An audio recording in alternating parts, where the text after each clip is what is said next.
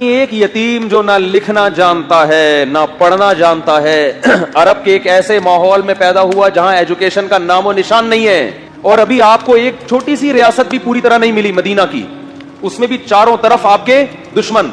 مسجد نبوی جتنی بڑی ہے نا، اب پورا مدینہ نبی کے دور میں اس سے چھوٹا تھا۔ سمجھ میں آ رہی ہے؟ جو مدینہ شہر تھا نا، آج جو مسجد نبوی ہے مدینہ شہر اس سے چھوٹا تھا۔ کوئی ماہر آدمی ہو نا، آپ کو بتائے گا مسجد نبی کے اندر یہاں حضرت ابو بکر کا گھر تھا، یہاں حضرت عمر کا گھر تھا، یہاں حضرت ابو ہریرہ آیا کرتے تھے، یہاں یہ ہوتا تھا، یہاں پوری مسجد نبی کے اندر پوری مدینہ کی تاریخ ہے۔ اتنی چھوٹی سی جگہ، بہت کمزور معمولی سی ریاست جو اپنے پاؤں پہ ابھی کھڑی بھی نہیں ہو پا رہی، سنبھل بھی نہیں پا رہے، اور خطوط لکھے جا رہے ہیں ہرقل کو۔ ہے بھائی، خطوط کس کو لکھے جا رہے ہیں؟ بڑے بڑے ملکوں، اس وقت ایسے جیسے رشیا، امریکہ اور برٹش، ان حکومتوں کو خطوط لکھے جا رہے ہیں۔ اس میں کیا کہا جا رہا ہے؟ انی رسول اللہ علیکم جمیعا، مجھے گاڈ نے میسنجر بنا کے بھیجا ہے اس کی طرف۔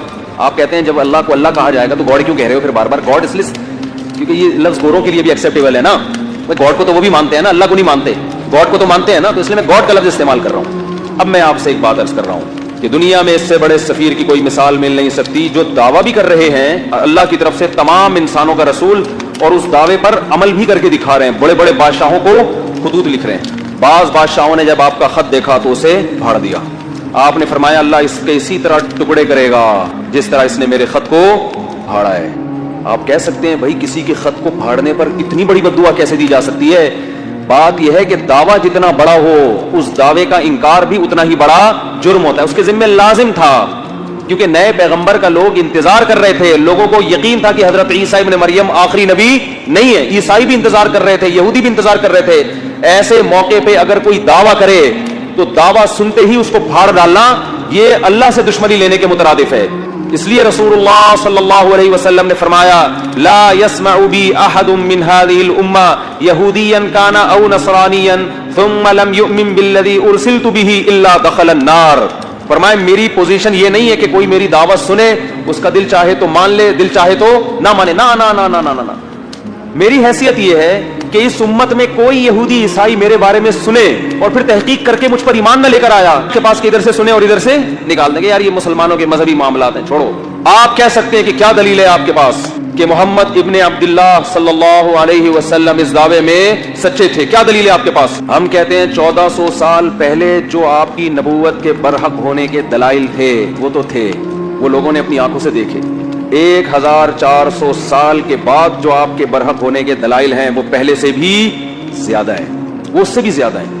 اگر خدا محمد صلی اللہ علیہ وسلم کو میسنجر بنا کے بھیجتا اور یہ نہ کہتا کہ یہ آخری پیغمبر ہیں، تو خدا کے ذمے محمد صلی اللہ علیہ وسلم کی تعلیمات کی حفاظت بولو نہیں تھی۔